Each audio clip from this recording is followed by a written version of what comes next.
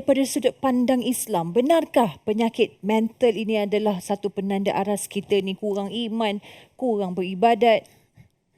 Okey, kalau saya nak menjawab soalan ni, saya kata orang yang berkata sedemikian dia kena buat alat dulu. Alat dipanggil Imanomoto. Imanomoto? Dia boleh suka iman. Oh, ni ada masalah mental, iman awak kurang. Allah. Test. Oh betul. Reading dia menunjukkan awak kurang iman, jadi awak kena tambah iman. Sebenarnya dia tidak semudah itu.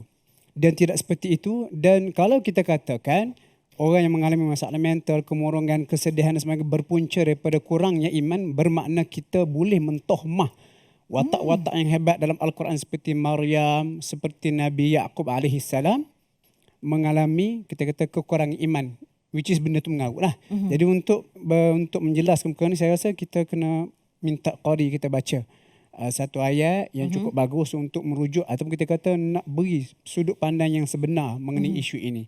Itu surah Yusuf. Sila. أعوذ بالله من الشيطان الرجيم وتولى عنهم وقال يا أسفا على يوسف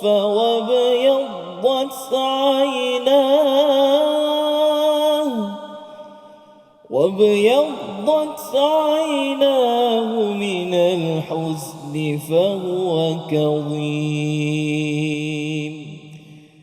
Dan Nabi Yaqub berpaling daripada mereka, itu daripada anak-anak baginda, seraya berkata, aduhai duka citaku terhadap Yusuf. Dan kedua mata baginda menjadi putih kerana kesedihan, dan dikatakan kerana tangisan kesedihan baginda. Dan dia adalah seorang yang menahan perasaan marahnya terhadap anak-anak. Jadi ayat ni kalau kita tengok background sebalik ayat ni, cerita selepas Yusuf dah hilang lama, Yusuf dah menjadi menteri keuangan Mesir, kemarau dah tersebar ke seluruh kawasan. Jadi adik-beradik Nabi Yusuf yang 10 orang tu terpaksa pergi ke Mesir untuk minta bantuan makanan. Dan Yusuf kenal mereka, Yusuf beri bekalan makanan, Yusuf ada strategi dia supaya adik-beradik datang balik. Antara strategi dia kata untuk Wizard akan datang, kena bawa adik bungsu kamu seperti yang kamu dakwa dia tu ada. Jadi bila anak-anak Nabi Yaqub balik bercerita kepada ayah dia, lepas tu dalam wizard yang berikutnya, Bunyamin pula yang ditahan di Mesir kerana strategi Nabi Musa, Nabi Yusuf. Lalu Nabi Yaqub masa ni kita boleh kata dia kena trigger, pencetus.